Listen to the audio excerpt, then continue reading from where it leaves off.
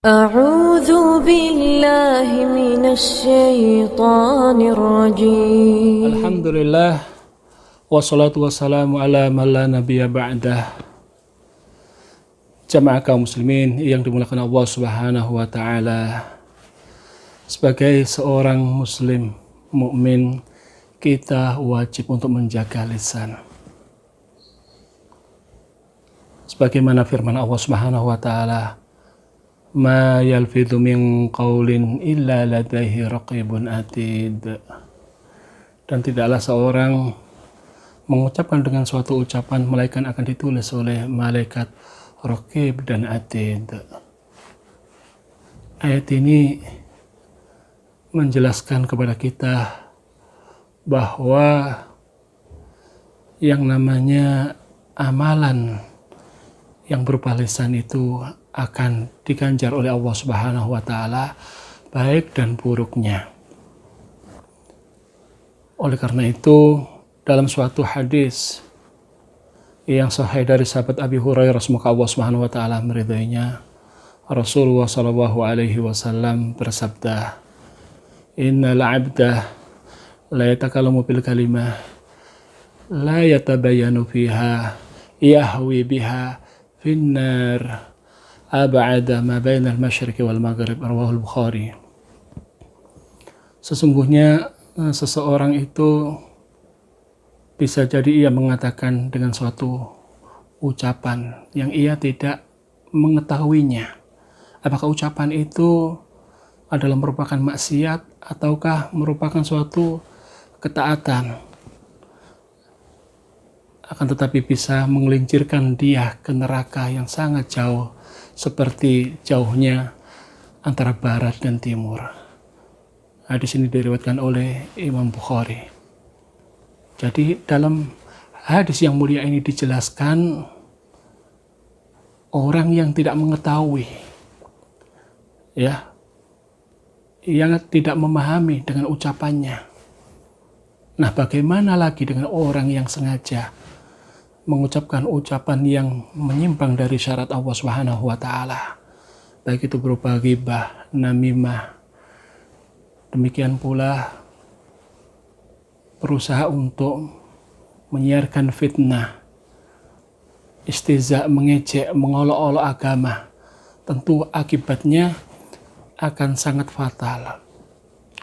Oleh karena itu, suatu ketika Muhammad bin Wasi' mengatakan kepada Malik bin Dinar, "Ya Aba Yahya, hifdzul lisani 'ala nasi asyaddu min hifdzid dananir wad darahim." Wahai Abu Yahya, sesungguhnya menjaga lisan itu lebih susah bagi manusia daripada menjaga dinar dan dirham. Karena menjaga harta itu bisa dengan mudah dan semua orang mampu, akan tetapi menjaga lisan ini adalah merupakan suatu yang berat, yang besar, kecuali orang yang dirahmati oleh Allah Subhanahu wa taala. Suatu ketika sahabat Abdullah bin Mas'ud, beliau mengatakan, "Wallahi la ilaha illahu ma syai'un ahwaju min tulis sijni min hadzal lisan." Demi Allah yang tidak ada zat kecuali Dia, tidaklah ada sesuatu yang pantas untuk dipenjara dalam waktu yang lebih lama bagiku daripada lisan ini. Jadi lisan ini memang tidak bertulang, akan tetapi akibatnya sangat fatal, pengaruhnya sangat besar di sisi Allah Subhanahu wa taala. Tahsabuna hayyina wa huwa 'indallahi 'azim. Kita mengira kadangkala perkara yang kecil, akan tetapi di sisi Allah Subhanahu wa taala adalah merupakan perkara yang sangat luar biasa. Al-Imam Auza'i beliau mengatakan suatu ketika Umar bin Abdul Aziz mengirim suatu surat. Beliau mengatakan, amma ba'du, fa innahu man aktsara min dzikril mauti radiya minad dunya bil qalil.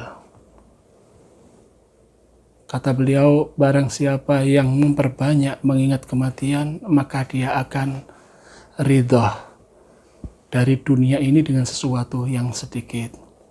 Wa man 'adda kalamahu min 'amalih qalla kalamuhu fi ma la yanfa'. Dan barang siapa yang menganggap, barang siapa yang menghitung-hitung ucapannya itu adalah bagian daripada amalnya, maka dia tidak akan berkata dalam hal-hal yang tidak ada manfaatnya.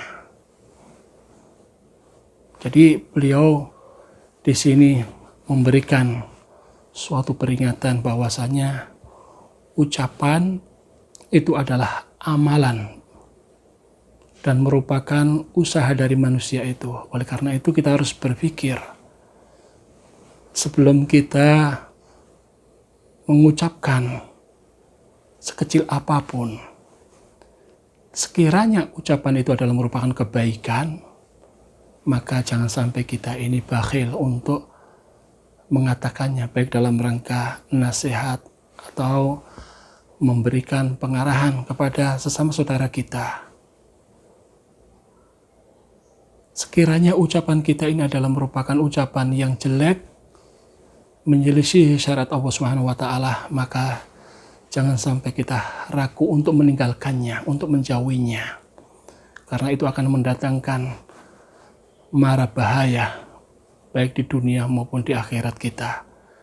Nah, jika ucapan kita ini ternyata sama antara maslahat dan madharat, maka kata Imam Nawawi rahimahullah, wa idastawal kalamu wa tarkuh fal imsaku afdal. Apabila ucapan dan diam itu adalah sama faedahnya, sama maslahatnya, maka kita meninggalkan itu lebih utama dalam rangka menjauhi perkara syubhat. Karena kita diperintahkan untuk meninggalkan sesuatu yang samar. Jamaah kaum muslimin yang dimulakan Allah Subhanahu wa taala. Kita kadangkala lalai dengan ungkapan atau ucapan kita sendiri yang sedikit bagi kita, akan tapi sangat berbahaya, sangat melukai hati orang lain tanpa kita sadari. Oleh karena itu kita harus benar-benar mengoreksi diri sebelum kita mengucapkan dengan suatu ucapan apapun. Dalam suatu hadis dari Sahal bin Sa'ad, semoga Allah Subhanahu wa taala meridhoinya, Rasulullah sallallahu alaihi wasallam bersabda, "May yadmanu li ma baina lahyaihi wa rijlaihi admanu lahul jannah." Rawal Bukhari. Barang siapa yang menjamin antara dua bibir, maksudnya adalah lisan, dan antara dua kaki, maksudnya adalah kemaluan, maka aku akan menjamin surga baginya.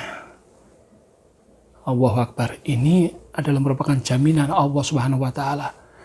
Dan Allah Subhanahu wa taala tidak mungkin menyelisihi janjinya. Oleh karena itu kita harus